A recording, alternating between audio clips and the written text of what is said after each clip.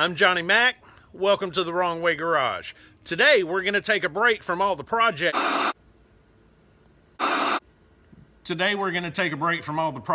and working on the stupid truck,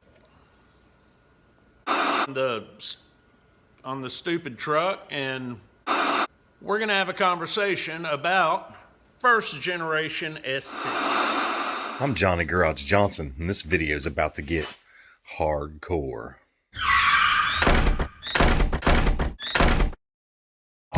Hey man, I heard you was going to do a video on square body S10s.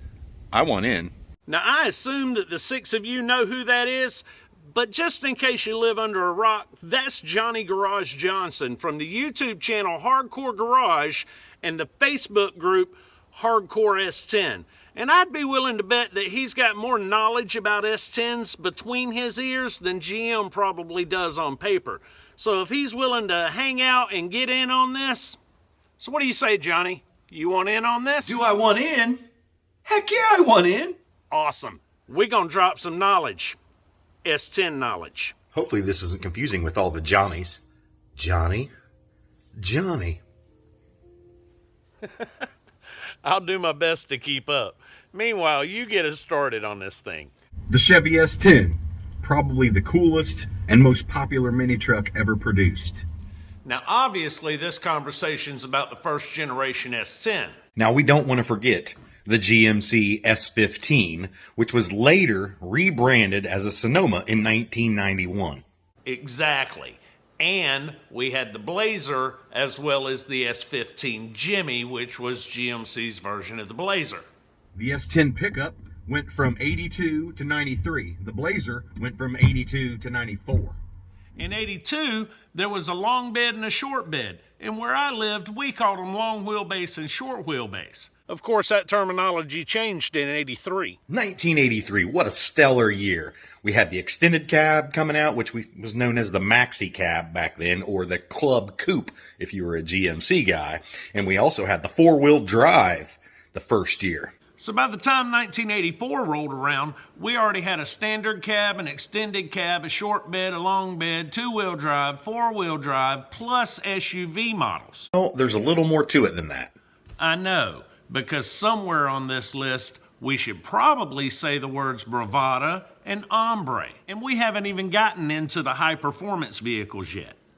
So let's talk about Cyclones, Typhoons, and Sonoma GTs. Probably the most iconic of all S10 sport trucks. Cyclone was the first one to come out, and total they produced 2,998 of these things, and every single one of them that came off the line was black. Don't let anybody tell you anything different. There was, in fact, 10 red Marlboro Cyclones that were produced or modified by ASC in Livonia, Michigan. Those also started life as black trucks. Aside from a handful of prototypes, the Typhoons, there were 4,697 of those produced in 92 and 93, and they were offered in, bunches and bunches of colors. And the Sonoma GT, which was like the baby brother of both of them. They only made 806 of these guys in 1 year, 1992. Now, all three of these trucks had ground effects kits, but they weren't all the same, were they? The Typhoon Cyclones shared basically the exact same kit, other than, obviously one's an SUV and the other one's a truck. But what about the GT? They were a fabulous truck. It actually had its own specific kit. It didn't have the fender cladding, didn't have the door cladding. It was really, really a nice looking kit. And I'm probably going to go on and on about them because I had one and I really liked it. Now, the Cyclone and the Typhoon both had full-time all-wheel drive and then turbos on top of that. They were fast. It was one of the fastest production trucks ever. They were outrunning Corvettes. They were outrunning Ferraris. And you'll never see something like that again because GM depends on their Corvette base customers. And they pissed them guys off big time with the Cyclone and Typhoon. Now, you got to take into consideration some of those Corvette guys were really mini truckers too, and they love the high performance S10s.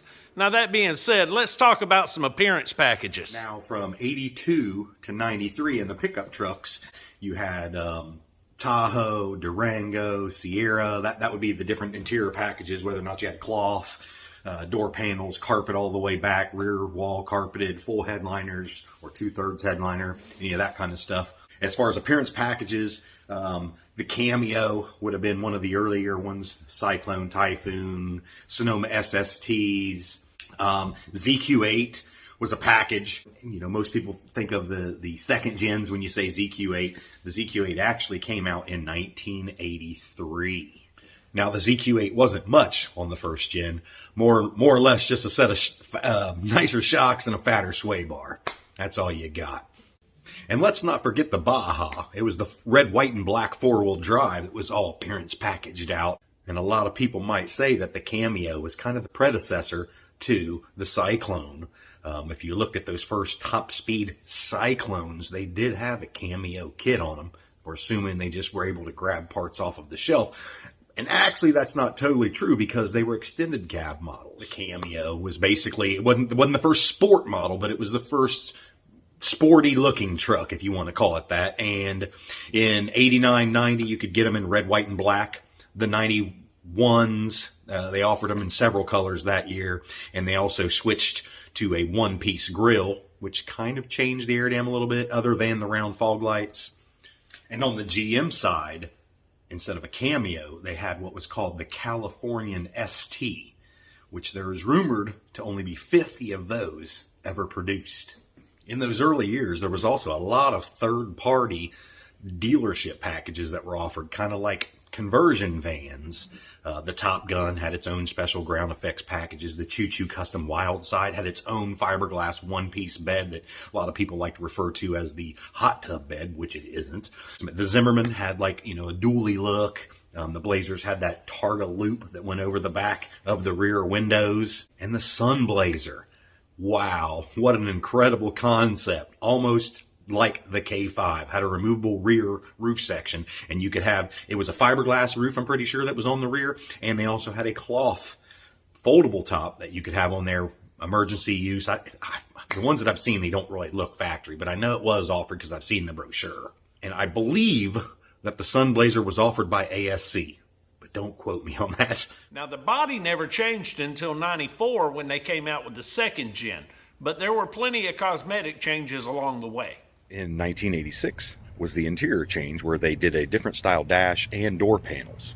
Then there was a front end upgrade in 91. They switched out from the two headlight buckets to the grill and splash pan to a single piece grill that looked a lot more aerodynamic. Can I also say that my favorite interior is the 93s and 94s because they switched from the metallic silver to the gray vents, radio surround, all the other little stuff. So there was one less color in the interior of an S10.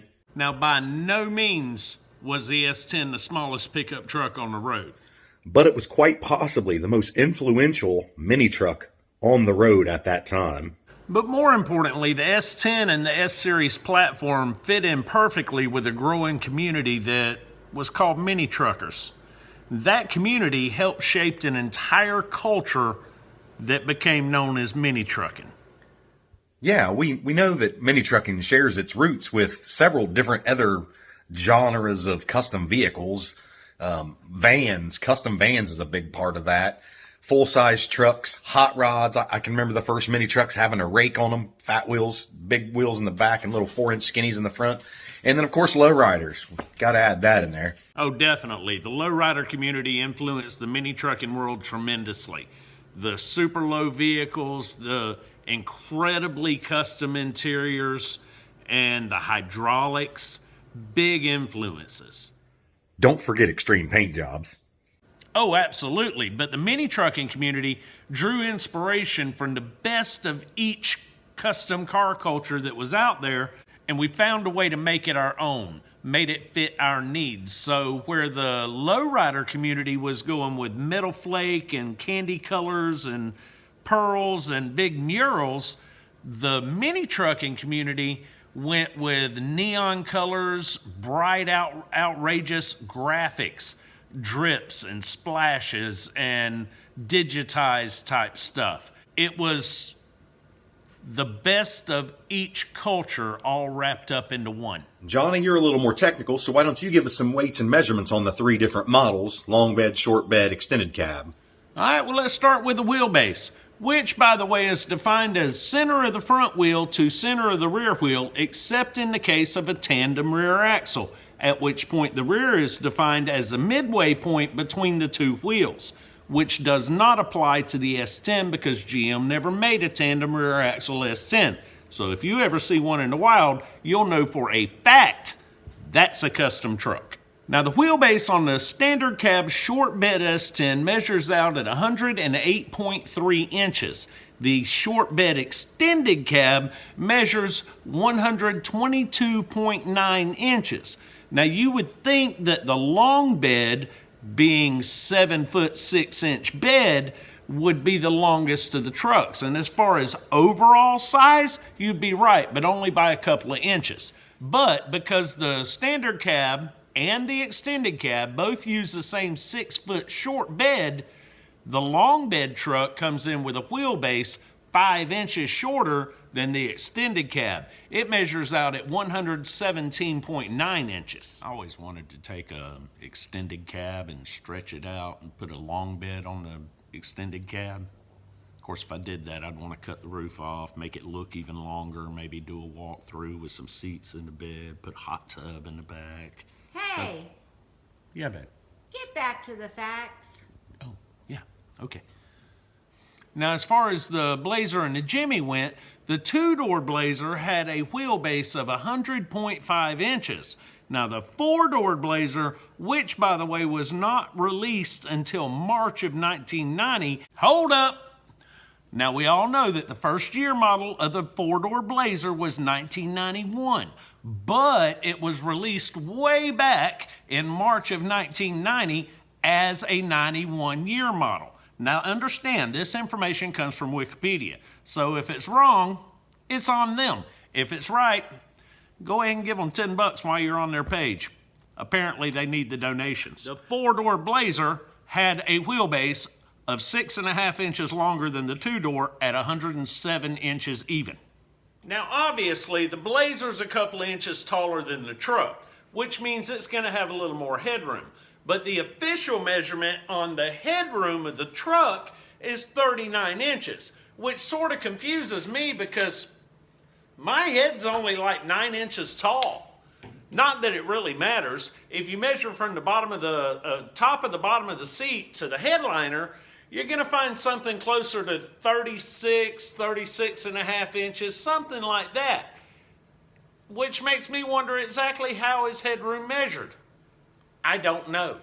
But I do know that legroom is listed as 43 inches, which is pretty convenient because my legs are apparently about 36 inches long. And hip room is listed as 51 inches, which I don't really understand because I've got childbearing hips and they're not that wide. Now, come on. I know you got more technical information than that. Give us something that's not easy to find on the internet. Wait, are my hip measurements on the internet? Now, there seems to be a little bit of controversy on the internet as far as the total curb weight of an S-10, but I can tell you this. The title on that 91 S-10 says 2,671 pounds, but your results may vary because you might not have a four-cylinder. You might have an extended cab or a long bed. I don't know. Now, to put that in perspective, the title on the stupid truck, which originally had a V6, standard cab, long bed, says 2,834 pounds. But that was before I started all these modifications. That joker weighs way more than that now. Now, if you suspend the rear end of that truck and weigh just the back half, you're going to find that that truck weighs about 700 pounds only on the back half of the truck. Of course, you still got to take into consideration that a large part of the weight of that truck is still on the front tires. Now, I'd love to show you the weight on the front end of that truck, but the simple fact is the back end of that truck weighed about 700 pounds. So even using Holmes County math, there's a good chance that the front end of that truck will tear up the scales. And since Joe Nicewonger was kind enough to loan us his scales, we don't want to tear them up. But I can tell you this, the complete rear end out of the stupid truck, including leaf springs, shocks, brake lines, whole 9 yards, tires and wheels, weighs approximately 347 pounds. Now, if you weigh the bed, just the bed of a short bed S10, you're going to find a number that's going to be just under 230 pounds. But 240 pounds is more like the number that you're probably going to find on a long bed if you weigh just the bed. If you want to use a chain hoist to lift the cab of a first gen S10, the balance point is about 4 to 5 inches behind the top window line on the cab. Now understand, this is a completely stripped S10 cab. No seats, no dash, no interior of any type. And it weighs approximately 360 pounds. Now there's a 16-inch difference between a short bed and a long bed, which is usually easy to tell. But if you're just cruising pictures on the internet, sometimes it's hard to tell the difference. The easiest way to tell is a fuel filler door. If the fuel filler door is real close to the front of the bed, it's a short bed. But if that fuel filler door is halfway between the front of the bed and the wheel well, then you'll know that it's a long bed.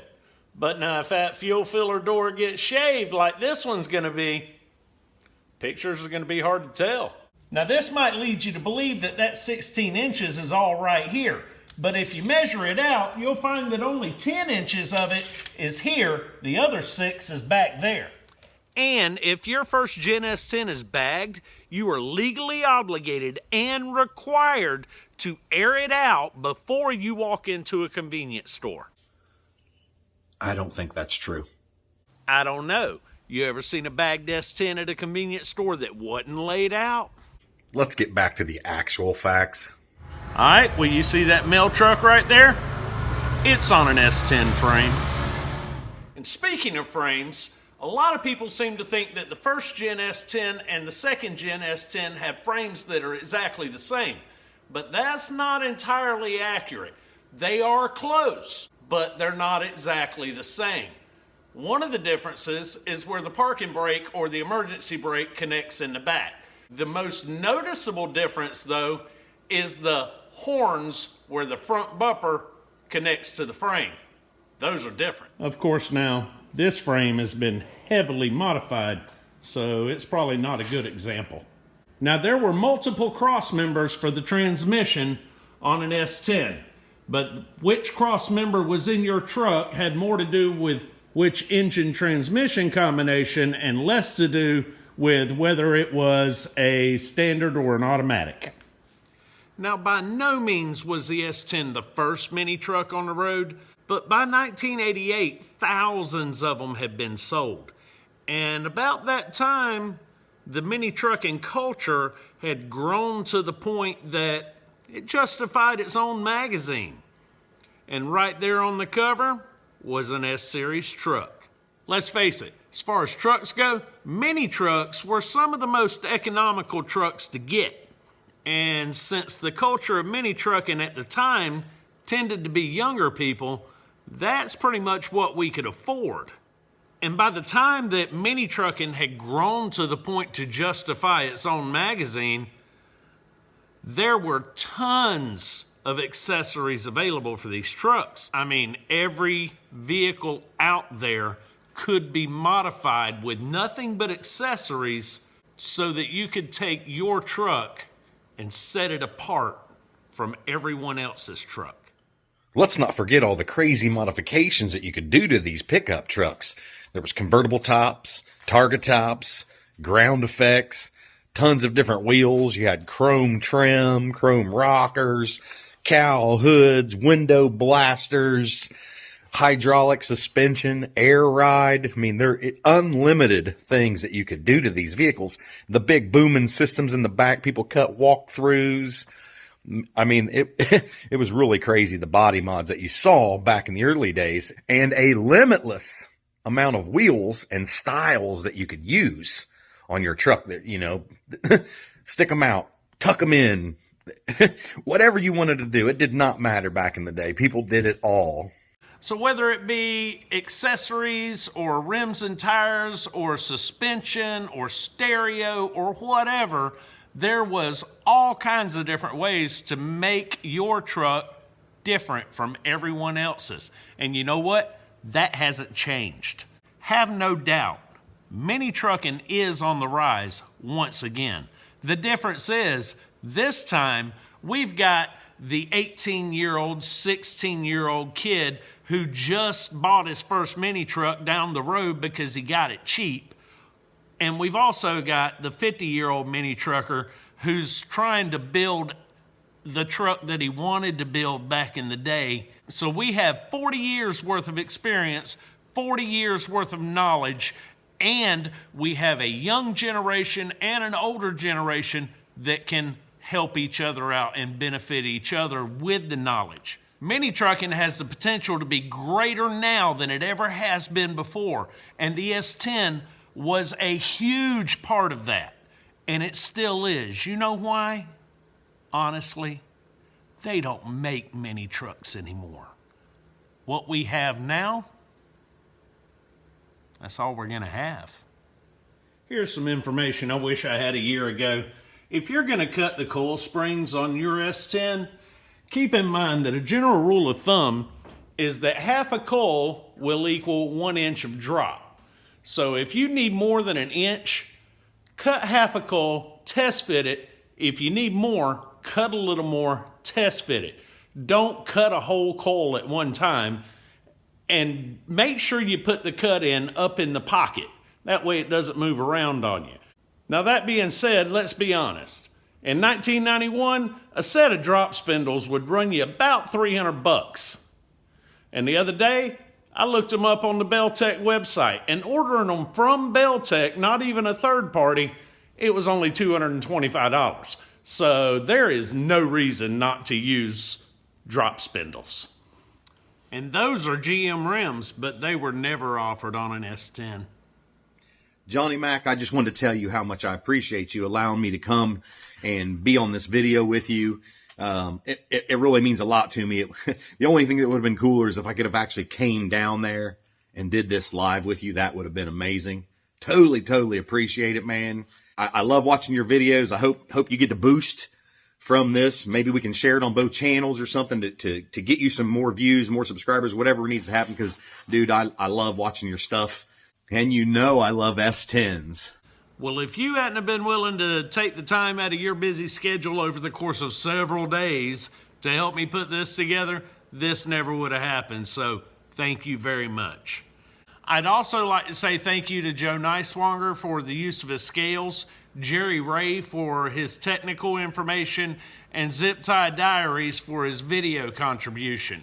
Honestly, the only reason I ever got a YouTube account was so I could watch Ziptie Diaries. So if it weren't for Johnny Garage Johnson and his assistance on this video never would have happened. And if it weren't for Ziptie Diaries, I wouldn't even be on YouTube.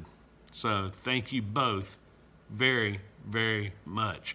Greatly appreciate the work that you put into this, Johnny. Thank you. Until the next time, keep on trucking.